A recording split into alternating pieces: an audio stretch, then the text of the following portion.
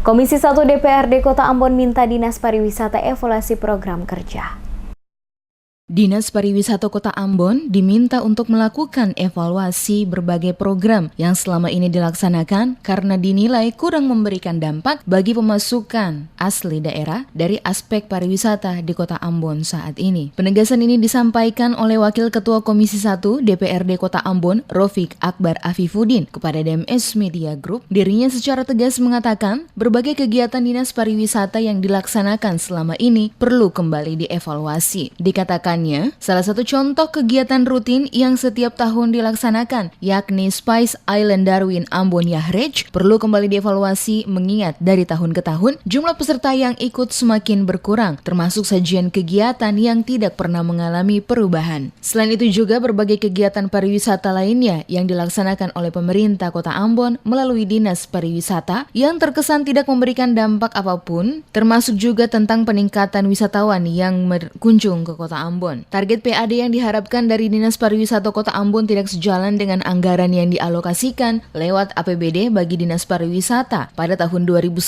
ini yang mencapai angka 14 miliar rupiah. Oleh karena itu, Komisi 1 DPRD Kota Ambon yang merupakan mitra kerja langsung dengan Dinas Pariwisata akan melakukan evaluasi terkait anggaran yang disediakan bagi Dinas Pariwisata untuk dipangkas dalam penetapan APBD perubahan nantinya.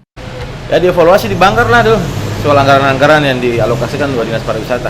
Kalau memang kan 14 miliar tahun ini kan dianggarkan di APBD murni 2019 ini, ya bisa saja di perubahan ini bisa saja dievaluasi untuk diefisiensi.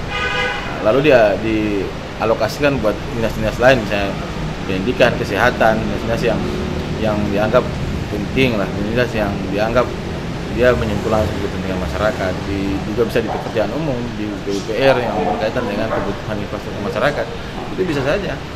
Nanti kita evaluasi hari ini ya, apakah anggaran yang dialokasikan 14 miliar itu masih perlu dipertahankan atau di drop, dikurangi lah. Kalau saya dikurangi aja anggaran-anggaran. Dikatakan Rofik, Komisi 1 DPRD Kota Ambon akan memanggil kepala dinas untuk duduk bersama secara menyeluruh, mengevaluasi program-program kerja Dinas Pariwisata selama ini, sehingga kedepannya dapat memberikan dampak yang baik, termasuk juga untuk menghasilkan pemasukan PAD bagi Kota Ambon ke depan.